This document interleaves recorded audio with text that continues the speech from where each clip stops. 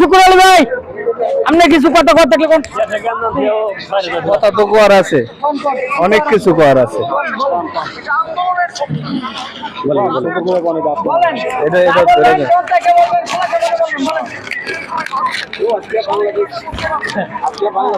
বলতে চাই, বাংলাদেশের যে পরিস্থিতি এই সরকার করছে, এই সরকার আমরা চাই না। সরকারের ফাঁসি চাই। আমি জর্ডান থেকে বলছি। এই সরকারে কি বাপে 100 বিঘা জমিন রেখে গেছে? এই জমিনের টাকা বিক্রি করে কি জমিন দিয়া এই টাকা দিয়ে এই খাতে লাগাইছে, এই নেটের খাতে লাগাইছে যে ওর অধিকার আছে রাষ্ট্রের ক্ষতি করার? ওই দেশ চালাইতে না পারলে ছেড়ে দেখ। যে আমাদের বাংলাদেশে ছাত্র অধিকারের জন্য যে ছাত্রদের হত্যা করা হইতেছে, এই জবাব আর দিতে হইব।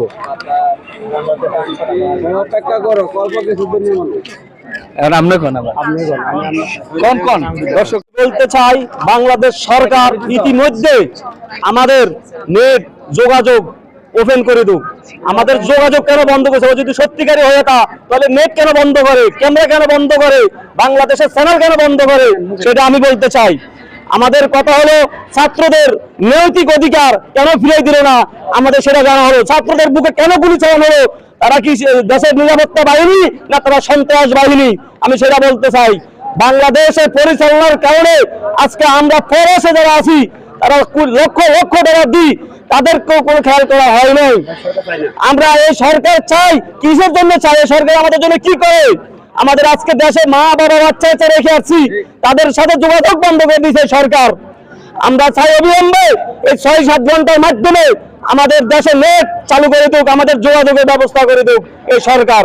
না হলে আমরা এর কঠিন অবস্থায় যাব।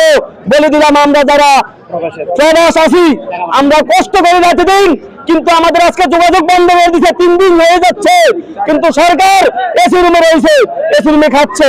আমরা আমাদের অবিলম্বে বলেছি, আমরা কঠিন অবস্থা চলে যাবো যদি আমাদের নেট না চালু করে দেয়, যোগাযোগ ব্যবস্থা যদি না চালু করে দেয়। আর আমাদের ছাত্র ভাইদের একটা গুলি ঘুরবে, তাদের রক্ত বলে দিলাম সরকারের গায়ের আগে যাবে বলে দিলাম।